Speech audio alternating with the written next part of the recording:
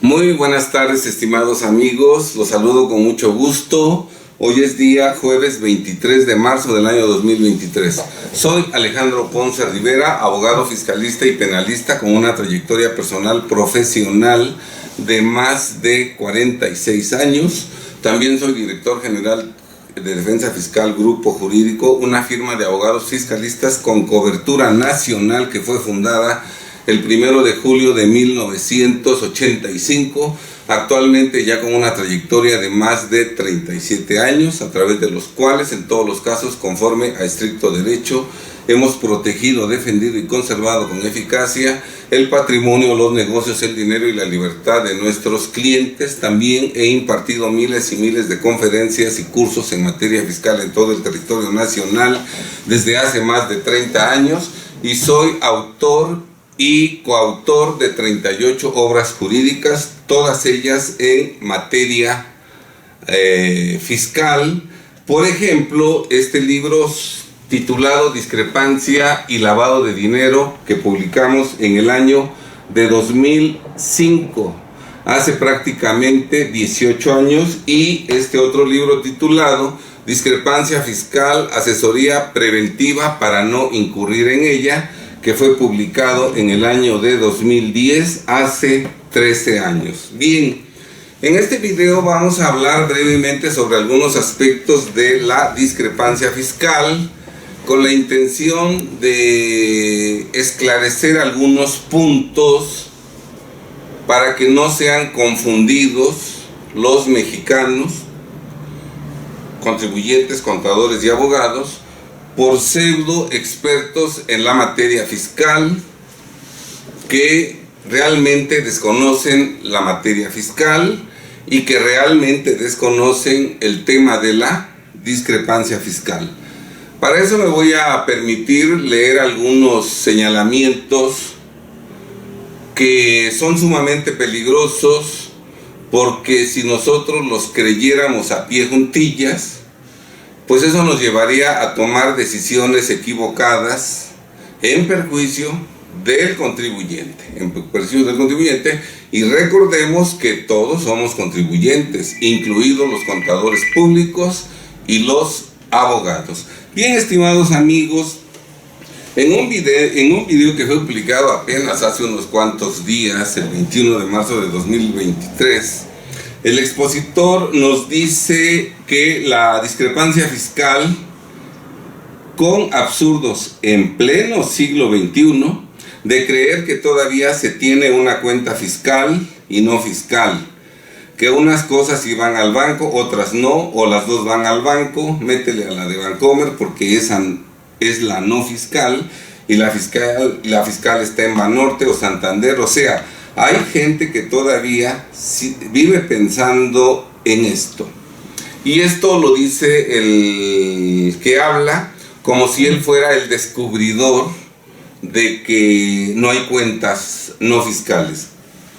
Nosotros queremos comentar que en este libro que publicamos, Discrepancia y lavado de dinero, en 2005, que salió publicado en abril de 2005, la primera edición, nosotros consignamos que hay un punto que se llama todas las cuentas de cheques son fiscales, y para llegar a esa conclusión nosotros nos apoyamos en reformas al Código Fiscal de la Federación que entraron en vigor en 1990 y en 1991. Apoyado en lo que dice el Código Fiscal de la Federación desde 1990 y en 1991, nosotros consignamos que, por tanto, desde 1991 todas las cuentas de cheques son fiscales. No obstante lo anterior, es frecuente escuchar que las personas físicas manifiestan que tienen cuentas de cheques fiscales y no fiscales, que en las primeras depositan el dinero que declaran fiscalmente y que en las segundas depositan el dinero en efectivo o incluso en cheques que no declaran fiscalmente, proceder que es indebido, ilegal y peligroso, ya que todas las cuentas son fiscales. Más adelante continuamos diciendo que todos los depósitos en las cuentas de cheques para efectos de la discrepancia fiscal legalmente se consideran erogaciones en los términos de la parte inicial del segundo párrafo del artículo 107 de la Ley del Impuesto sobre la Renta, que entonces estaba vigente, que disponía que para los efectos de este artículo se consideran erogaciones los depósitos en inversiones financieras.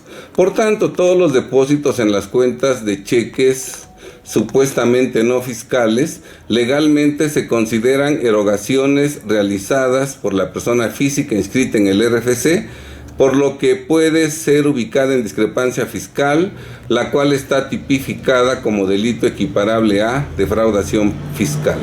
Es importante eliminar por completo y de inmediato las supuestas cuentas de cheques no fiscales, ya que sí son fiscales y en una revisión la autoridad hacendaria considera como ingresos gravables todos los depósitos efectuados en ellas, como se verá en los apartados siguientes, ¿verdad?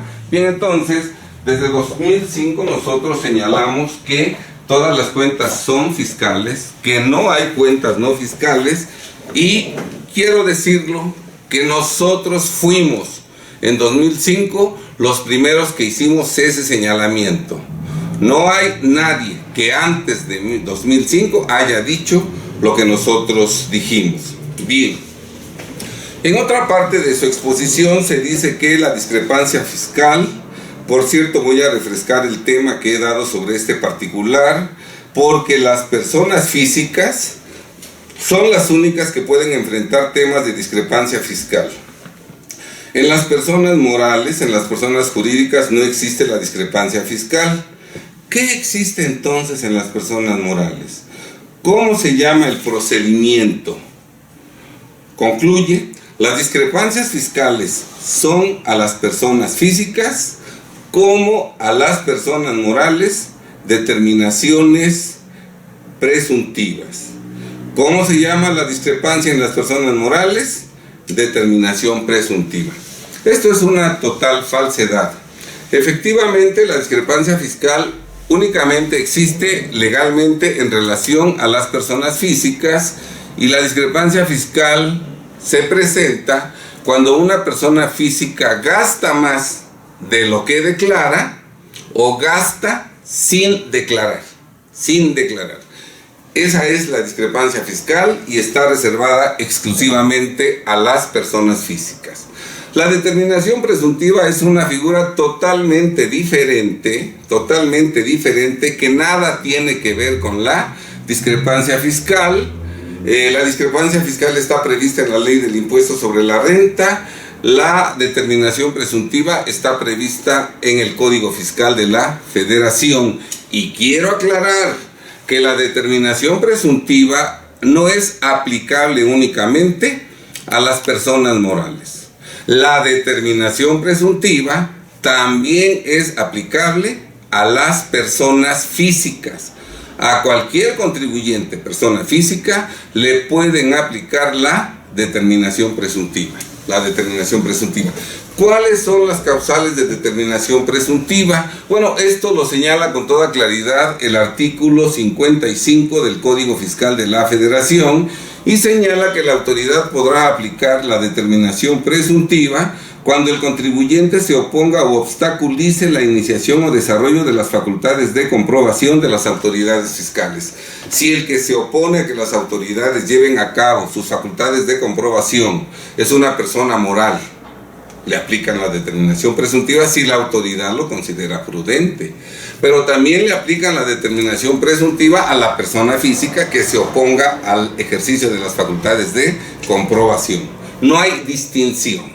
No es cierto que si la persona física se opone al ejercicio de facultades de comprobación, la autoridad no le pueda aplicar la determinación presuntiva. También procede la determinación presuntiva cuando al momento de iniciarse una facultad de comprobación para revisar un ejercicio determinado, en ese momento la autoridad descubre que el contribuyente revisado no ha presentado la declaración del ejercicio que se va a revisar, por más de un mes desde que debió presentarla.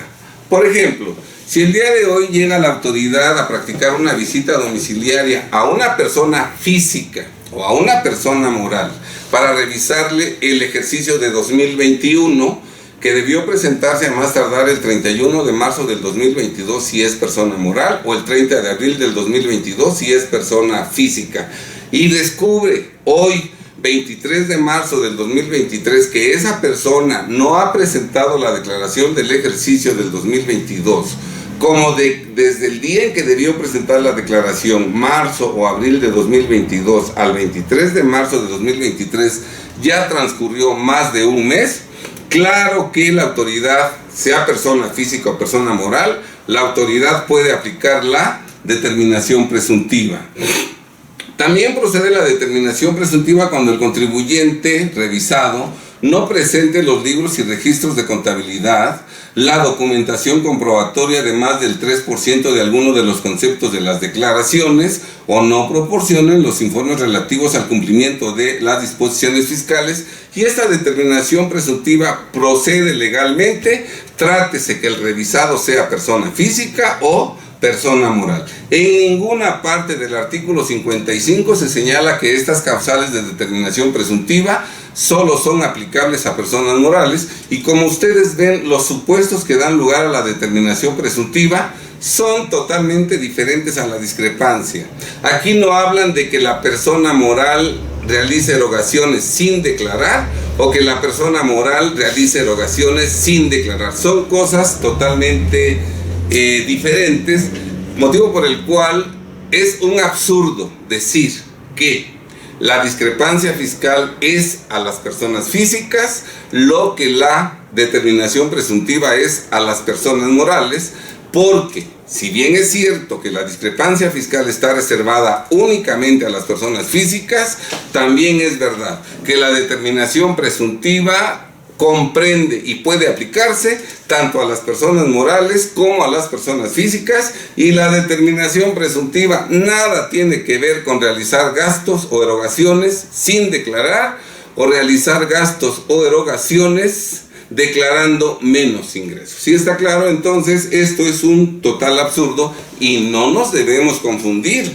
porque las personas físicas pueden quedarse tranquilas pensando que a mí la autoridad no me puede aplicar la determinación presuntiva, porque eso es exclusivo de las personas morales, señalamiento que es totalmente falso.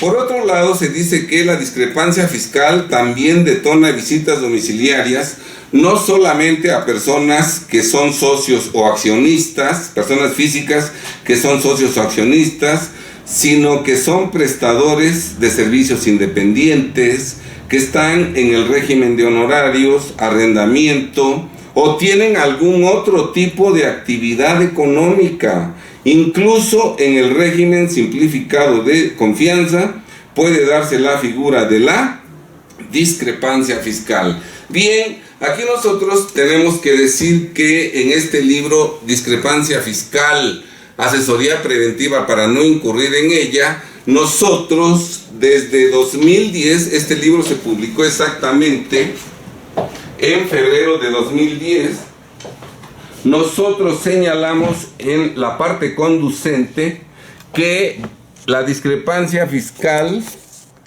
también puede aplicarse a personas físicas no inscritas en el RFC. Y para sustentar este señalamiento, nosotros consignamos que, en lo que está remarcado con amarillo, que lo anterior, debido a que el primer párrafo del artículo 107 de la Ley del Impuesto sobre la Renta, texto vigente a partir del 1 de octubre de 2006, señala que cuando una persona física, aun cuando no esté inscrita en el Registro Federal de Contribuyentes, realice en un año de calendario erogaciones. Obviamente, si la persona física no está inscrita en el RFC, pues no presenta declaraciones, no declara ingresos, y todo lo que gasta la persona física no inscrita en el RFC, desde luego que es discrepancia fiscal, porque así lo dispone la ley del impuesto sobre la renta desde el 1 de octubre de 2006. Y en esta relación de personas físicas que según pueden ser sujetos de discrepancia fiscal, no se menciona para nada a las personas físicas, aclarando que las personas físicas no inscritas en el RFC que incurren en discrepancia fiscal son más numerosas que las personas físicas inscritas en el RFC como una actividad gravada que incurren en discrepancia fiscal. Y otra cosa muy importante, las personas físicas no inscritas en el RFC incurren en discrepancia fiscal en montos multimillonarios muy superiores a los montos en los que incurren en discrepancia fiscal los contribuyentes inscritos en el RFC que tienen una actividad gravada. Y esto es muy fácil de explicar, porque si un socio, si un arrendador, si una persona que tiene actividad empresarial, aun si es un reciclo, como está inscrito en el RFC y tiene actividad gravada, tiene a un contador a un lado. Y el contador cuida que si hay discrepancia no sea escandalosa.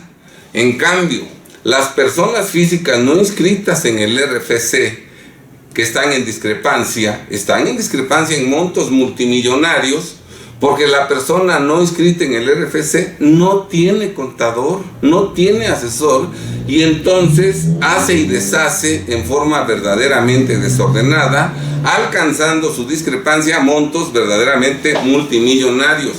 Nosotros en este mismo libro hablamos de dos clases de personas físicas no inscritas en el RFC que incurren en discrepancia: los informales que realizan actividades gravadas sin estar inscritos en el RFC, ¿verdad? Por ejemplo, los informales que se dedican a rentar sus inmuebles sin pagar impuestos. En lugar de expedir comprobantes fiscales por el cobro de la renta, cuando firman el contrato con sus clientes, bueno, pues los hacen firmar 12 pagarés mensuales, y cada mes que el inquilino deposita la renta, le devuelven un pagaré, ¿verdad? Sí es cierto que no hay CFDI de ingresos, pero está el depósito bancario en la cuenta. Todos los mexicanos que se dedican a la compraventa de inmuebles sin estar inscritos en el RFC son informales que manejan cifras millonarias, que en sus cuentas bancarias tienen depósitos millonarios, y que además cada vez que realizan una enajenación o una adquisición de inmuebles, el notario público da información a la UIF de esas transacciones. ¿Sí está claro? Estos son otros informales que manejan cantidades verdaderamente millonarias. Otros informales que manejan cantidades millonarias son los prestamistas, aquellos que prestan dinero en cantidades millonarias con garantía hipotecaria, y que esos contratos se llevan a cabo ante notario público, contratos que conoce la OIF y desde luego el SAT, porque esos contratos de mutuo, de préstamo, se tienen que reportar como actividad vulnerable también. Aquellos que se dedican a comprar y vender inmuebles utilizando poderes para actos de dominio no revocables, ¿verdad? Cuando yo compro un inmueble, para poder venderlo sin que aparezca mi nombre, en lugar de que la persona que me vende el inmueble celebre conmigo un contrato de compraventa, mejor me firma un poder en donde me otorga un poder general para actos de dominio, sin información, sin que esté yo obligado a dar información, no revocable. Con ese poder que me dieron, yo enajeno el inmueble, nunca aparece que yo fui vendedor. Sin embargo, esos poderes generales para actos de dominio, ¿verdad?, son actividades vulnerables que los fedatarios públicos necesariamente tienen que informar al SAT, ¿sí? Entonces, esos son personas físicas no inscritas en el RFC que pueden incurrir en discrepancia en montos millonarios. Y por último, también nosotros mencionamos como personas físicas no inscritas en el RFC a los prestanombres que manejan el dinero que producto de elevación fiscal en que incurren otros contribuyentes. Por ejemplo, el médico que pues cobra mucho efectivo porque no todos los pacientes le piden recibo por las consultas, y que las operaciones quirúrgicas, las intervenciones quirúrgicas también las cobran en efectivo, incluso por adelantado y con efectivo, ¿verdad? Pues los médicos con frecuencia el dinero producto de elevación lo depositan en cuentas bancarias a nombre de su esposa, de sus hijos, para que sean ellos los que tienen el dinero en banco, los que adquieren bienes, inmuebles, los que pagan sus universidades, pagan sus vehículos, ¿verdad? Aquí la esposa y los hijos no tienen actividad grabada, pero son prestanombres, ¿sí está claro? Entonces vemos cómo en esta relación que se hace de personas físicas que son socios o accionistas, prestadores de servicios independientes, que están en régimen de honorarios, arrendamiento o tienen alguna otra actividad económica, incluso en el régimen simplificado de confianza, pues es incompleta porque faltan los más importantes, que son precisamente las personas no inscritas en el RFC, que tienen una actividad grabada sin estar inscritos en el RFC, como las que ya mencionamos, en donde se manejan montos millonarios, y los prestanombres, que también manejan montos millonarios. Y por último, se dice que voy a empezar a anunciar ya los cursos de discrepancia fiscal. Ya vamos a agarrar la tendencia. Ahora, todos hacia la discrepancia fiscal, la mayoría. Entonces, hay cosas nuevas que compartir y aprender en discrepancia fiscal. Es falso que haya cosas nuevas en discrepancia fiscal.